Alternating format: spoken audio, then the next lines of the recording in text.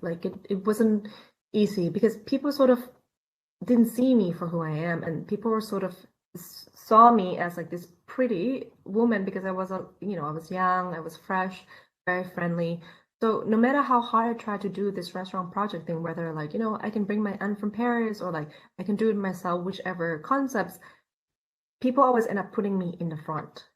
You should be in the front, like you should run the restaurant, you should talk to the people. And I was like, yeah, but I want to be in the kitchen, I wanted to cook, and that was really, really hard to push through that. And also myself didn't realize that I have the power in myself to say, no, this is what I'm going to do.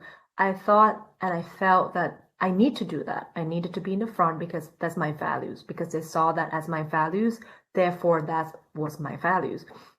And then, I started, but because of the love of food, so I started cooking more and more at home. And next thing you know, all my friends start asking for more, like, oh my God, can you make that? Can you do that? Oh, you should bottle up your curry and sell it to me. Like, it's so good. Like, I would love to eat more of that. So throughout like the passion and love I have that like persistent and never like stop, I just kept cooking and then, getting this feedback. I realized like cooking is not that hard. All along the time, I thought I shouldn't pursue that because I thought it was too hard for me. Because everyone's like, you should be in the front, you would do so much better. Cooking is too difficult for you. You should never do it. From the male chef that I have respect for, from my ex-boyfriend, from the restaurateur I met, from all of these people, they told me I shouldn't do it, and I believed them. And then I realized, actually, I could do it. It's not that difficult. We often listen to the society and other people and we forgot to ask ourselves like, right, like, because inside of ourselves, like, what we really want and who we really are, what our capacity. And can you imagine how many capacity we lost because we didn't listen to ourselves? Can you imagine if you learned at a very young age, that whatever methods of these could be your method, could be like the Buddhism method of like meditation, or could be any other, so many way of like learning. If we learn as since a very young age to listen to our inner voice and our own intuition, can you imagine what kind of we would be a superhuman. We will fulfill our capacity and we'll reach our potential, and this is something that women often in her 30s realize, or late 20s if you're lucky, that like, hey, this is what I want to do, this is what I don't want to do, and it's never too late to discover that. But I also wonder what it would have been like if I discovered since I was 14, for example. Sustainable restaurant, we look for what we have first. So we look for the material as like an artist, like when you look at the material, it's like like a sculpture looking at the material, like we're looking what we have available in the season at this time from the small farm. And then we'll work from there. So it requires a lot of creativity.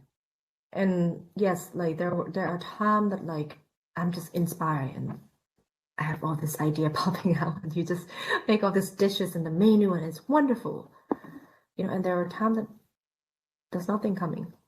And I wonder if this creativity is also like, this flow you have, or is it yourself able to open for this flow to happen as well?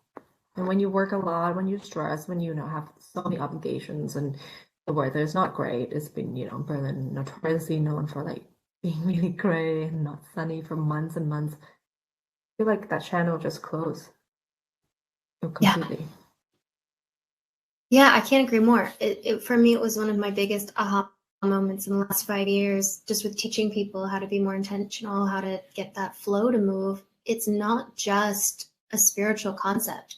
All understanding intuitively, all inspiration has to flow through our bodies. Like we can't separate the body from the spirit.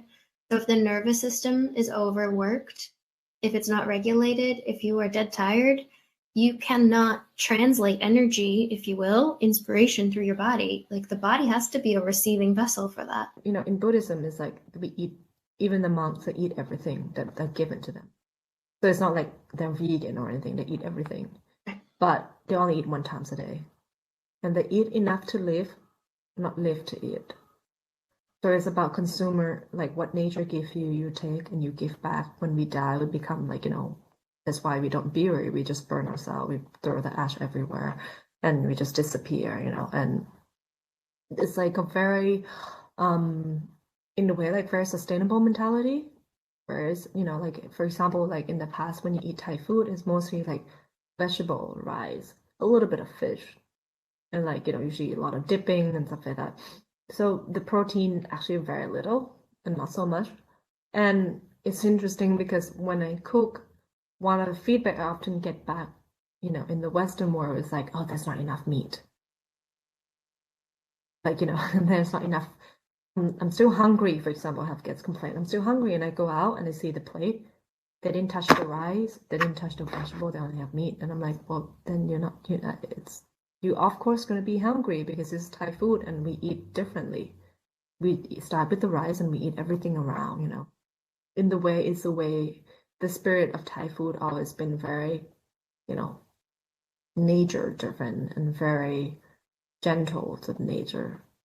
And it's very not like very heavy on the protein or anything like that. And it's definitely hard to try to translate that spirit into like the Western one, where like people not sharing food and they want big meat, big protein, some starch, a bit of vegetable. We are the opposite.